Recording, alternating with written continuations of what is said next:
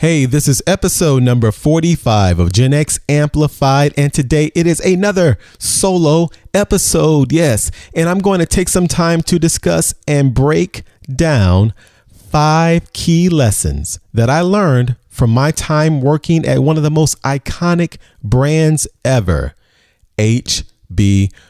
Yeah, that is right. I am going to break it all the way down. All right, so are you ready? Let's do it. My goal is to highlight the importance of us taking inventory of our experiences and taking inventory of key moments that have happened in our lives, especially as Gen Xers. Welcome to Gen X Amplified, where we bring you inspirational and entertaining conversations with successful Gen X leaders and entrepreneurs. This is the show created just for you. The powerful generation between the boomers and millennials to help you amplify your story, Maximize your impact, and become Gen Exceptional in business and in life. Now, here's your host, Adrion Porter. Hi, everyone, and welcome to another brand new episode of Gen X Amplified. Once again, this is your host, Adrion Porter, and this is the podcast dedicated to the powerful generation between those brilliant boomers and magnificent millennials. I'm talking about none other than Generation X, or Gen X for short, or as I prefer to say, Gen Exceptional, the exceptional generation. As always, thank you so much for listening and for subscribing and supporting the podcast. I do appreciate it. Now, I'm so excited today because number one, this is another solo episode, and I love doing these because you get a chance to hear my thoughts right in your earbuds and my insights. But also, this is a very special episode because I am going to introduce a new theme or series that I'm starting. And this series is basically, I'm calling it the What I've Learned series. So what does that mean? So that means every now and then I'm going to publish an episode, primarily a solo episode, or I may invite others, but a solo episode that really talks about lessons and key lessons that I have personally learned through various experiences in my professional and personal life. Now, the reason I am doing this because I firmly believe that our lives are full of learning experiences. Every personal and every professional endeavor, every one of those has a teaching moment or moments. Now, especially Gen Xers, we have accumulated so many years of experiences, both good and teachable. We have our battle wounds, we have our success stories, all of our jobs and even family experiences. So as a seasoned Gen Xer, we have all of these experiences and things that we have learned. So what I decided to do, and my goal is to always provide value to you, my audience. My goal is to take this What I've Learned episode or series, if you will, and just every now and then just talk about in depth and highlight some key takeaways. Now, this first premiere episode of this new series, I decided was going to be all about my key takeaways and things that I have learned from working at, I feel, one of the most revered, iconic entertainment and media brands of all time, HBO. Home box office, but nobody calls it home box office. HBO, that is right. I have had the pleasure to have worked at HBO during a key moment in my life. I was oh my God, I'm forgetting my age. I was around 32 or 3 when I started working at HBO. So I was there for 5 years during my 30s in New York at the headquarters. So, and during the golden time of HBO from 2003 till 2008. So I've decided, this first episode was going to focus on my experience at HBO and not just talk about, hey, I worked at HBO and these are all the great things that I did. No. It's not about that. This is going to be about 5 key lessons that I learned from working there. And these are primarily professional and personal development lessons. Now, remember, I could have talked about anything, and I'm going to be talking about other What I've Learned episodes throughout the course of this podcast. But the reason I decided to start this featured episode about HBO is honestly because of the recent AT&T acquisition. Now, for those of you who may not know, HBO for a long time was under the Time Warner umbrella. So Time Warner, the media company, which was the parent organization for multiple media brands such as HBO, but also Turner, CNN, all of these different brands and entities. And recently, AT&T, the company, did an acquisition and is now no longer under Time Warner. It is now under the AT&T umbrella. And so obviously with that acquisition, there's been a lot of press and news. And me personally, I love following media and tech news, and this piqued my interest. But plus, I'm not only an alum of HBO, I am also a true fan. So I'm always checking out what's going on with them. Now, also, not the reason why I'm starting this, not just because of the acquisition, but also just some of the narrative that has come out from that acquisition. Number one, and primarily, there had been concerns that this new organization, AT&T, was going to focus on efforts to massively increase, I should say, the volume and the number of programming or content or shows from HBO. And that in turn may dilute the integrity and the ethos of the HBO brand. Literally, that's been some of the conversation or concerns from whether it's the press or what have you. And I've been following this in the news. And what HBO has assured is that yes, we may move forward to increase our portfolio of content to make sure that we're competitive against some of the other big key players in the content space. Number one, Netflix, or whether it's Apple or Amazon, because all of these different media companies are investing significantly in their content creation. And so HBO obviously wants to continue to remain relevant to its audience. So they definitely may invest in more content. However, there's been questions of, well, if I increase the number of shows, will that dilute the brand of HBO?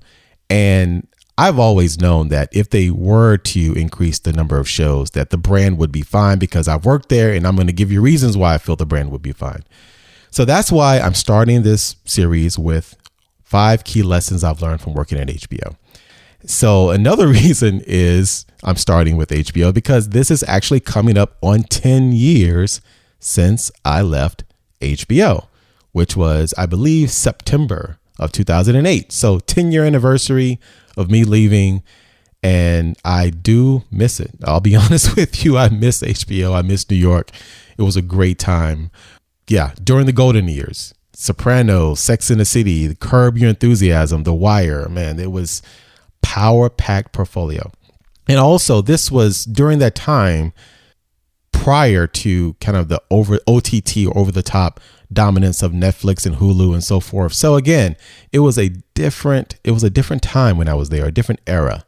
But a lot of the principles of what makes HBO still applies, and I'll go into that. So, all right. So these are the 5 key lessons that I learned from working at HBO during my time there. And also these lessons still apply, I believe, because based on things that have happened since I left, these key lessons have been reinforced just based on the success and things that have happened at the company. So 5 key lessons. Number 1, are you ready? All right. Number 1, the first key lesson that I learned from working at HBO is stay true to your brand DNA, because brands matter. All right. First lesson, stay true to your brand DNA. All right. So why is this the first key lesson that I learned from working at HBO? Well, first and foremost, I am a brand guy. That is who I am. I'm a brand strategist. I love brands. I love building brands. And I tell you that the HBO brand DNA is something, out of all the companies that I've worked for, I'm not going to compare, but I would say that it has a very distinct brand that still stands the test of time. And I firmly believe that their brand DNA and their ethos is all about having differentiated excellence in content. It's a media company, right? So their currency is the content and the programming that they have on their channel. And the brand, the DNA of the HBO brand and their brand promise, which is part of that DNA, is about curating differentiated excellence, excellent content, excellent programming. They're delivering on diverse and best-in-class storytelling. All of these things are components of their brand DNA that was very evident during my time there, and it continues to be evident and even predates the time that I was there. I mean, we're Gen Xers, right? All of you listening, so some of you at least. Now, you remember watching HBO when you first got HBO when you were little, and it was, when we had maybe 30 or 40 channels on cable TV. And you remember the HBO, the commercial before a movie or a series comes on, and it was like a drone, right? It was a camera overlooking this model city with the trees, and then you hear the music, and then it would go through a model of a movie theater, and then the big HBO logo. I mean, that was so cool, right? But all of the programming that happened back then, even though they didn't have the robust portfolio of original programming, but the movies and some of the original programming like Fraggle Rock or The Hitchhiker, I'm going really back. The Hitchhiker, these shows still map to what I consider and what many would consider to be excellent content. And it was ahead of its time. And so that brand promise continues to be here to this day. And when I was there, I was fortunate as a marketer to be able to help tell the story of their excellent and diverse best-in-class storytelling. I mean, the diversity of their content catalog has been and continues to be unmatched. The pedigree of their storytelling. I mean, The Sopranos, Sex and the City, Game of Thrones, The Wire, even past when I left, Girls, True Blood, Insecure, Silicon Valley, The Defiant Ones, some of the documentaries, Big Little Lies, Boardwalk Empire, The Deuce. If you just think about the programming of HBO, they stay true to their brand. All right. There are many stories that can be told on that platform. However, they truly make sure that whatever programming is going to be under the umbrella, I should say, of HBO, that it has to map to their brand promise on delivering best-in-class storytelling and differentiated excellence. So that is a key lesson that I learned from working there that I continue to try to apply to what I do day to day when I'm helping others build their brand, when I'm working on my own personal brand and making sure that I can understand what makes me different, what makes me unique as a personal brand, what is my excellence, what is my brand promise. And as you that's listening, think about your brand and the brands that you work for if you're an employee, or the brands that you are creating as an entrepreneur, or even if you're either or, the brand of you. What is your brand DNA? You have to stay true to your brand DNA. So again, first lesson, stay true to your brand DNA. First lesson. Okay, number 2. The second lesson that I learned while I was working at HBO was to take big swings and be first to market or disrupt the market. All right. Be first to market, disrupt the market, take big swings. All right. So let me explain that. HBO, when I was there, again, around 2003 is when I started.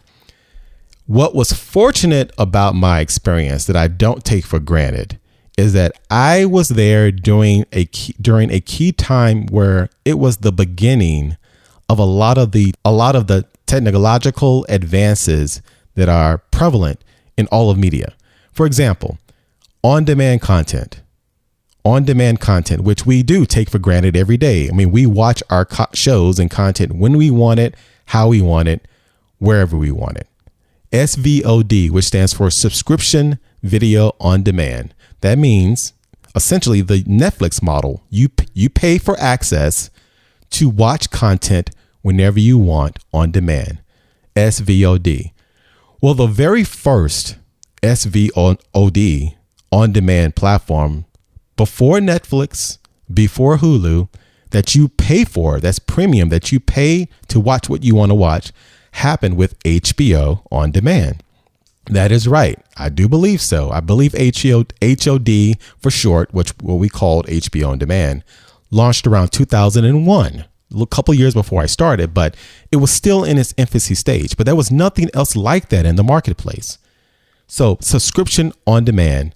During that time I was there, it was during its infancy, but also I happened to watch on the front lines HBO on demand's growth and rapid domination. And it was due to, a relentless and wonderful management by a few of my colleagues at the time, such as notably Rishi Malhotra, who was the leader of the HBO on demand team during that time. And he's gone on to to really dominate the music market. He is actually, I believe, the CEO of a company called Savan, which is literally the Spotify of the Indian market. And he's just dominating, which I'm not surprised. But anyway, during that tenure when I was there, HBO on demand just grew tremendously due to some wonderful marketing and content ideation. That's HBO on demand. So a big, huge swing, first to market. Also HBO on broadband. All right. So many of you are like, what in the world is HBO on broadband? So think about 2003, 2004, 2005. This is during the early stages of high-speed internet.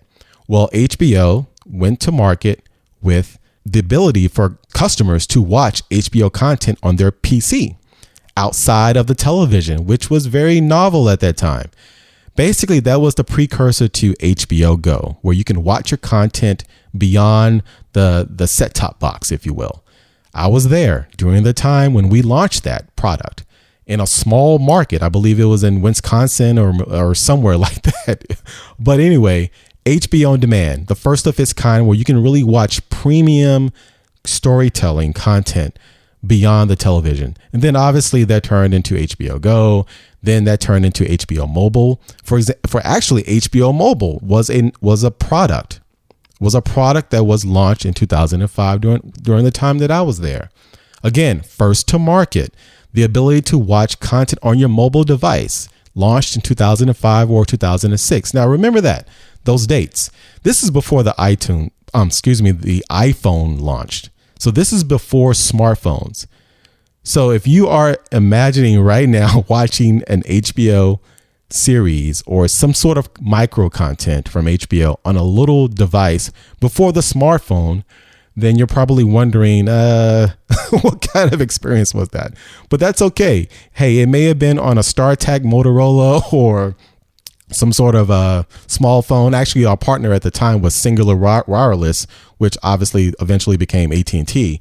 But the fact that we still went to market with HBO Mobile before smartphones really spoke leaps and bounds and spoke a lot about the fearlessness of HBO as a brand.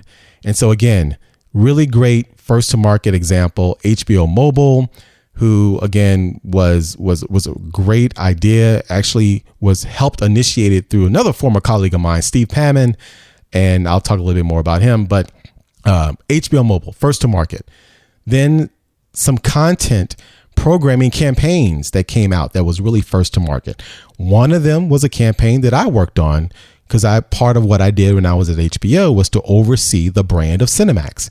And in 2006, for Cinemax, because we were known for delivering big blockbuster movies, we developed a partnership with Lucasfilm where we licensed all 6 Star Wars films for Cinemax, and we premiered all 6 films in HD on television for the first time. That had never happened for all 6 Star Wars films. And it happened on Cinemax. So episode 1, 2, 3, 4, 5, 6, for you Star Wars fans, A New Hope, all the way up to Return of the Jedi. For the first time ever on television, people were able to watch all 6 in order. I forgot to say that. That's what made it very special.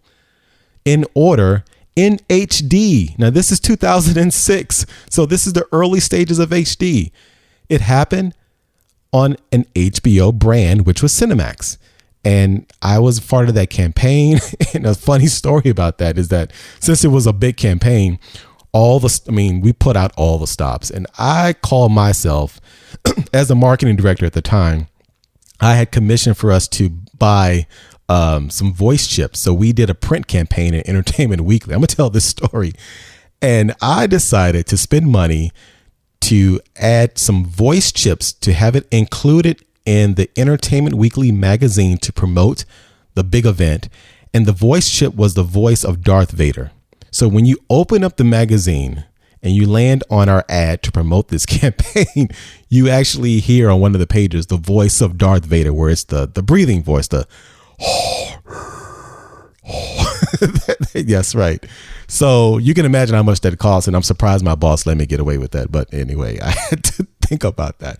But take big swings first to market. All right. SVOD, HBO on demand, HBO mobile, HBO on broadband, HD content, all 6 Star Wars films, never been done before. This is 2005, 2006. HBO did it. So lesson number 2, remember, if you can, focus on being innovative and disrupt the market and do something that has never been done before. All right. Okay. Number 3, we're going to get through this. Number 3, key lesson that I learned from working at HBO was HBO's acute focus and their embrace of providing an exceptional employee experience. EX. Remember that. All right. Some of you may have heard of user experience, brand experience, customer experience, but I am a passionate fan and advocate of the importance of having a great employee experience. That's really key and critical right now in today's workplace. And I tell you, during the time that I was at HBO, that was very prominent in my own personal experiences and in the experiences that I witnessed with my other colleagues. And I will tell you, the department that I was in the marketing department, where we managed basically all the marketing campaigns through our distributors and our key partners, such as the cable and telco and satellite providers, are the head of our department, Olivia Smasham. She was very, very passionate about allowing people in that marketing department to rotate and work on various projects. Literally, we reorged every 9 to 12 months, I believe. Now, it was initially surprising to me because at the companies that I worked at previously, like Citigroups and so forth, we didn't reorg that often. So initially I was a little hesitant, but I tell you, going through that experience was one of the most valuable experiences that I've ever had at working for a company. Because number one, what that did, and I believe this was very intentional, what that did, it allowed the people that worked in that department to be able to expand their portfolio of skills. So for example, you could come in and work on, let's say digital marketing for a course of 9 or 12 months, right? After that, you may reorg into working for HBO On Demand. Or then after that, you may reorg and work on overseeing the brand management of Cinemax. Or there's, multicultural marketing or affiliate marketing. We had various departments within that group. And we did actually, for most of us, got a chance to rotate and work on other marketing projects and principles. And a lot of individuals that I worked with at HBO during that time, whether we're still there or have moved on like myself, we can attribute a lot of our skills and experiences to that experience working for HBO. For example, I got a chance when I was there to work on not only subscriber marketing initiatives. I got a chance to oversee the brand of Cinemax. I oversaw the brand of HBO Latino. I worked on multicultural marketing. I worked on HBO mobile marketing. I worked on HBO On Demand as far as in relationship to the core On Demand team, but I was able to help market that. I worked on a music program. That's just a wealth of experience that is unmatched. And HBO, and I believe not only just in that department, but abroad, was very committed to having a great employee experience. Okay? Great employee experience. So, number 3, the key lesson for a company or for you, just think about the relevance and the importance of an exceptional employee experience. All right. Number 4, key lesson, celebrate and deliver value to underserved markets. Okay. Celebrate and deliver value to underserved markets. HBO, when it comes to delivering purpose-driven storytelling and initiatives serving underserved markets. For example, HBO Latino, which I mentioned earlier, that we had a chance to manage that brand and everything that came with it, was, and I believe, I think it was the first and only Spanish dominant premium network. Hadn't been done before. So again, that is delivering value to a market that is underserved. African-American content, all the African-American centric storytelling that a lot of other networks wouldn't touch, didn't feel that was relevant. HBO opened its doors wide to invite great, compelling storytelling targeting African-American market. The LGBT community, HBO was on the front lines of content and storytelling and even events that looked at and embraced these underserved markets. For example, one of my former colleagues, Dennis Williams, he was very instrumental in shepherding the success of many of these emerging market initiatives. And he's still at HBO, I believe, but he's elevated his career there and doing big things and in this fairly new role as a SVP of corporate social responsibility, which actually is a role that he created. He created this role, which is aligned with serving underserved markets, but he created that role, SVP of corporate social responsibility. Now, remember lesson number 3 that I mentioned, HBO's commitment to providing a valuable employee experience. Well, that is an example of that virtue. So he's been there serving the company and the brand well, doing great things. He has done a fabulous job. And now he is really championing this area of not just serving underserved markets, but just overall corporate responsibility. But I just want to give him a quick call out there because I'm really excited about his success there. But also, speaking of underserved markets, I mentioned African-American content, HBO Latino, really great brand that other former colleagues of mine, such as Carla Lozando and Lucinda Martinez, they play a key role in shepherding HBO Latino's success. So this is something that has been relevant for as long as I can remember, since I was even a little boy watching HBO, that HBO has always been committed of looking for those jewels and those diamonds in the rough of underserved markets, stories that may not have been told or being sought out to be told on other networks. HBO is always on the front line. So lesson number 4, you need to celebrate and deliver value and acknowledge underserved markets. All right. So we've gone through 4. So number 5, the 5th key lesson that I learned from working at HBO.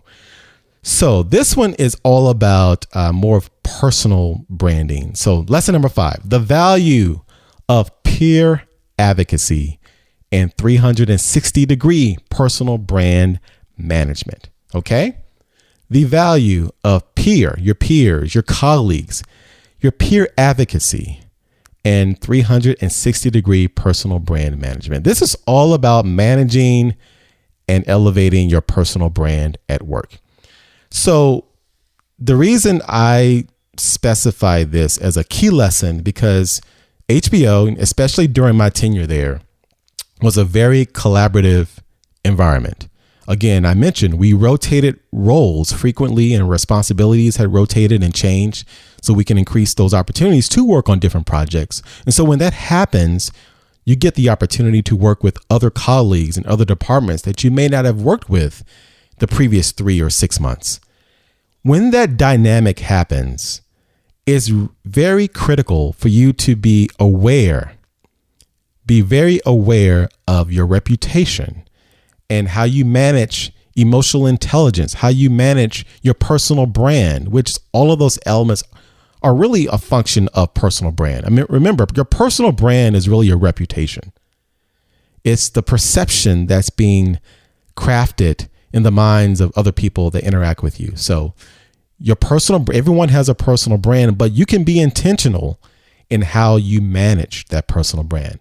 And because of the dynamic of HBO and the various departments, I feel that this was a key lesson to underscore the value of understanding how your peers can advocate for you. But in order for you to do that, you have to be very mindful and cognizant of how you manage your personal brand. Now, while I've had some big wins in my career, I've definitely made mistakes. Yes, I definitely made mistakes, and all of us, I'm sure, have made mistakes. And that is the key jewel of being someone in this season of your life, is that you go through life, you go through professional and personal experiences, and you acknowledge your successes, but you also learn from the things that you may not have done so well, or some of the key opportunities. This particular area is an area that I definitely could have done a better job at nurturing my relationships and managing my own personal brand. I did well, but looking back on it, hey, key lesson, learn, and it's my job, and I want to provide value to you and help you understand why that is such a key lesson. Now, remember what I defined on another episode before about what I define as your personal brand framework, or how you can build a powerful personal brand. And there were 5 pillars. And this is a framework that I've created on what I consider to be the 5 elements to how to develop a powerful personal brand. Remember, and it's an acronym for brand. You need build, refine, amplify, nurture, dedicate. And I'll remind you again, number 1, build your brand DNA. This is the steps to create and develop a powerful personal brand. Number 1, build your brand DNA. Those are your elements, such as your purpose, your positioning, your promise, your values, and your expression. You need to understand and define that. Number 2, refine your personal and professional narrative. Number 3, amplify your story and your ideas. And then number 4, remember, it was nurture your network and relationships. And then number 5, dedicate and devote time to action on your personal brand. But that number 4 pillar of how to develop a powerful personal brand is so critical and applicable to this lesson of what I learned from working at HBO. Nurture your network and relationships. That feeds directly to the value of peer advocacy. This is all about how you manage your relationships with your colleagues. Remember, as it relates to peer advocacy and inviting others on your team, your boss, to advocate for you, to become champions and promoters of your brand, you need to really consider that. There were times when, oh my God, I had great relationships, but oh man, there were times where I didn't nurture relationships as well as I could have. And I acknowledge that. And it's my job and my goal and my passion and my mission to help others learn from those lessons and learn from those mistakes. So again, because of the dynamic of when I worked at HBO, and the projects and the department that I was in was so critical and valuable and exciting and wonderful, looking back, key lesson, understand how you manage your relationships with others. If there's a project that you own and you're managing, take full ownership, not only on the wins, but also on some of the failures. But hey, you move on, you learn your lesson, and you move forward. And that is the key experience that we all have as career professionals. But I tell you, HBO is such a great environment for you to learn from other exceptional and smart people. And that's why the value of managing your personal brand and thinking of it as 360 degrees. And I didn't really articulate and specify why I said 360 degree personal brand management, because that means you need to look not just inward of how you manage your personal brand, but also how your brand affects others all around you. 360 degrees, your peers, your colleagues, your superiors, your teammates, your direct reports, indirect reports. Make sure that you truly value your peers and get them to champion you. Get them to advocate for you. That was such a lesson I learned when I worked there at HBO, because there were so many projects that we were part of. Having that true advocacy group that can champion you can make or break your true success at an organization. All right. So there you have it. 5 key lessons that I learned from working at HBO. So I'll repeat. These are just some of the lessons during my tenure. Now I repeat, these are just some, okay? Including but not limited to. There were so many lessons I learned from working there that I can go on and dedicate 2 or 3 episodes to. But I thought I would just stick to some 5 key lessons that span different areas of focus. You know, we talked about brand building. We talked about the value of great content, storytelling, personal brand management. So I'm going to repeat them again. 5 key lessons that I learned from working at HBO. Number 1, stay true to your brand DNA, because brands matter. No matter how long your brand evolves, no matter how the marketplace changes, the intensity of your competition, stick to your brand DNA. You can refine your output. You can refine some of your messaging. You can refine maybe how you do things, but you should never sacrifice the essence of who you are, because your brand matter. Number 1, stay true to your brand DNA. Number 2, become an early adopter and first to market. All right. Take advantage of those early opportunities.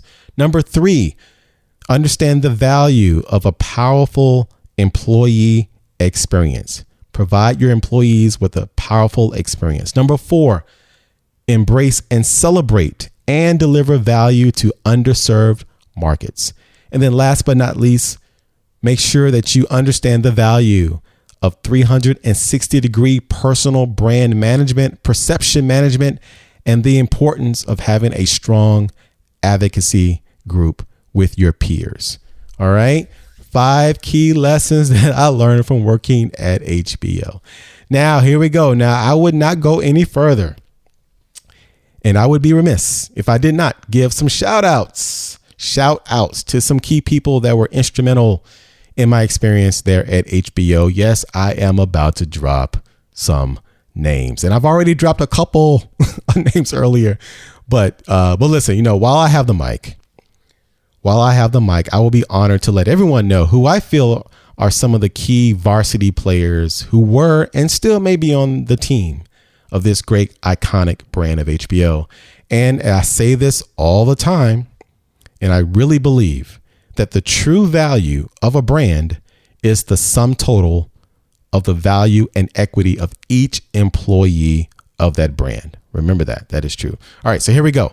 So some key names and some key people that were part of my journey during that chapter at HBO of my life. Let me first start with my best friend, who unfortunately passed away a couple of years ago, Frank Robinson, who literally was my best friend, my brother.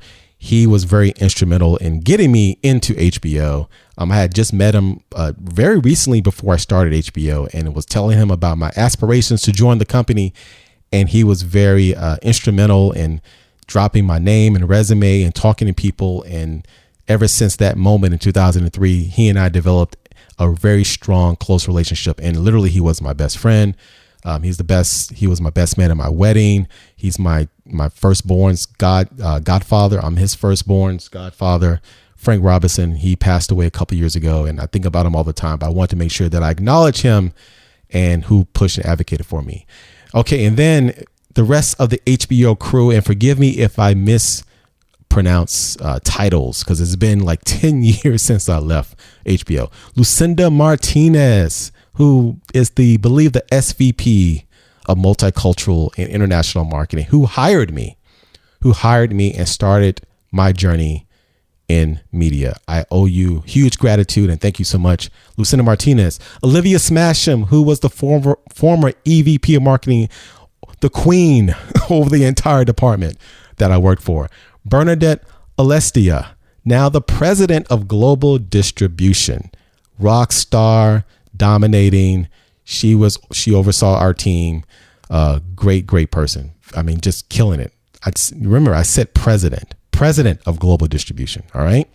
The ways that you're watching HBO on these different devices, she runs that. Okay. Bernie, as we called her. Allison Moore, my former boss as well. She's now moved on. I believe she's some chief business officer at Condé Nast. She used to be the chief revenue officer at SoundCloud. I mean, killing it, right?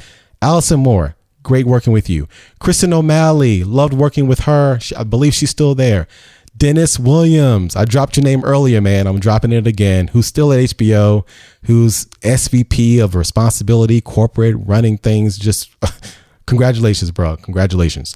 Carla Lozano, Wendy Perez, Tara Forbes, great ladies who worked there, who helped really build up a lot of the initiatives that we did. I believe Carla's still there at HBO, doing some amazing things, just killing the game with HBO Latino. Wendy Perez has moved on. I believe Tara Forbes is over at CBS.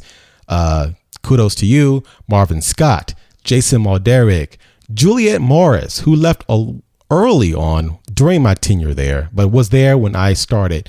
She's now, I believe, Chief Marketing Officer at TuneIn, which is a radio and podcast platform, which actually Gen X Amplified is on. So shout out to Juliette. Mr. Steve Pammon,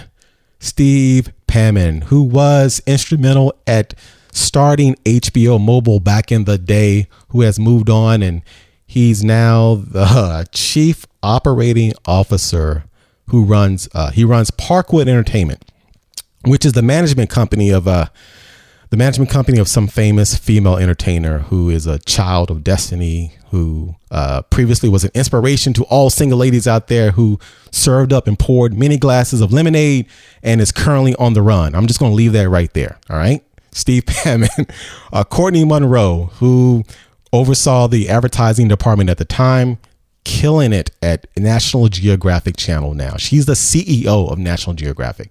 Shelley Brindle, former HBO alum, who is now the mayor of Westfield, New Jersey. So she has reinvented herself and shifted her career.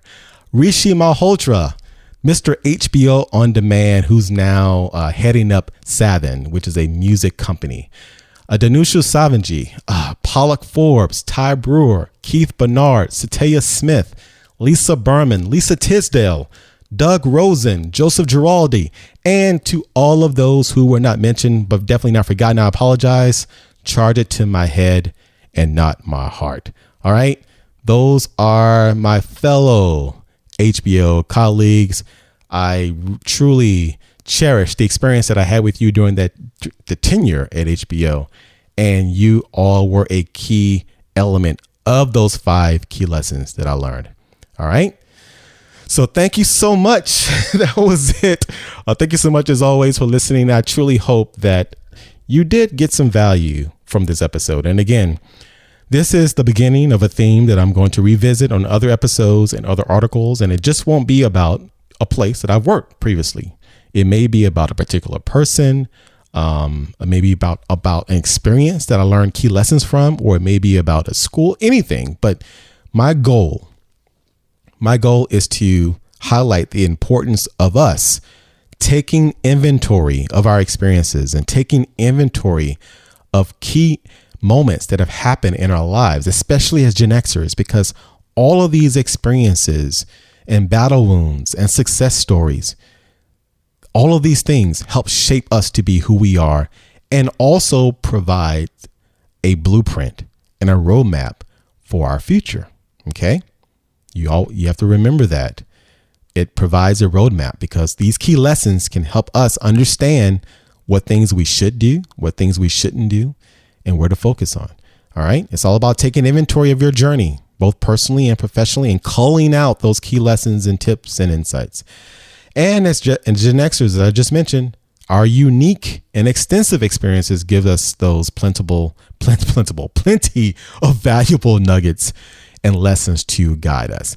So as always, thank you for listening. And don't forget to go over to iTunes or the Apple Podcast app if you have an iPhone, and give Gen X Amplified a rating and review. I truly, truly appreciate it. And again, if you are interested in launching your own podcast, definitely reach out to me.